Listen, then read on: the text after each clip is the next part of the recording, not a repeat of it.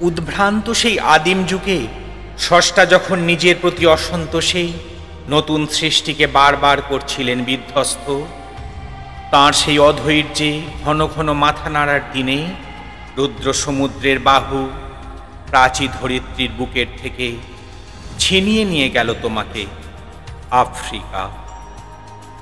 বাঁধলে তোমাকে বনস্পতির নিবিড় পাহারায়, কৃপণ আলোর অন্তঃপুরে। সেখানে নির্ভীত অবকাশে তুমি সংগ্রহ করছিলে দুর্গমের রহস্য, চিনছিলে জল স্থল আকাশের দুর্বোধ সংকেত। প্রকৃতির দৃষ্টি অতীত জাদু মন্ত্র জাগাচ্ছিল তোমার চেতনাতীত মনে। বিদ্রুপ করছিলে ভীষণকে, বিরূপের ছদ্মবেশে শঙ্কাকে চাচ্ছিলে হার মানাতে, আপনাকে উগ্র করে বিভীষিকার প্রচণ্ড মহিমায় তাণ্ডবের দুন্দুভিনী না দে।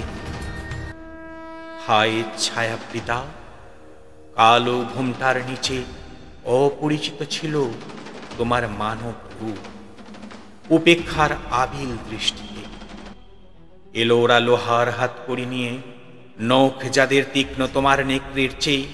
এলো মানুষ ধরার দল, গর্বে যারা অন্ধ তোমার সূর্যহারা অরণ্যের চেয়ে। সভ্যের বর্বর লোভ নগ্ন করল আপর নির্লজ্জ অমানুষতা। তোমার ভাষাহীন ক্রন্দনে বাষ্পাকুল অরণ্য পথে পঙ্কিল হলো ধূলি। তোমার রক্তে অশ্রুতে মিশে দস্যু পায়ের কাঁটা মারা জুতোর তলায় বিভৎস কাদার পিণ্ড চিরচিহ্ন দিয়ে গেল তোমার অপমানিত ইতিহাসে। সমুদ্র পাড়ে সেই মুহূর্তেই তাদের পাড়ায় পাড়ায় মন্দিরে বাজছিল পূজার ঘণ্টা।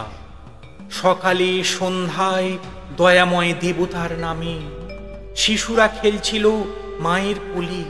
কবির সঙ্গীতে বেজে উঠছিল সুন্দরের আরাধনা। আজ যখন পশ্চিম দিগন্তে প্রদোষকাল ঝঞ্ঝা বাতাসের উদ্ধশ্বাস, যখন গুপ্ত গহ্বর থেকে পশুরা বেরিয়ে এলো, অশুভ ধ্বনিতে ঘোষণা করল দিনের অন্তিম কাল।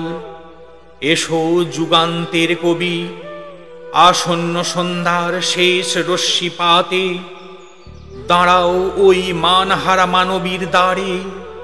বলো ক্ষমা করো, হিংস্র প্রলাপের মধ্যে সেই হোক তোমার সভ্যতার শেষ পুণ্যবাণী।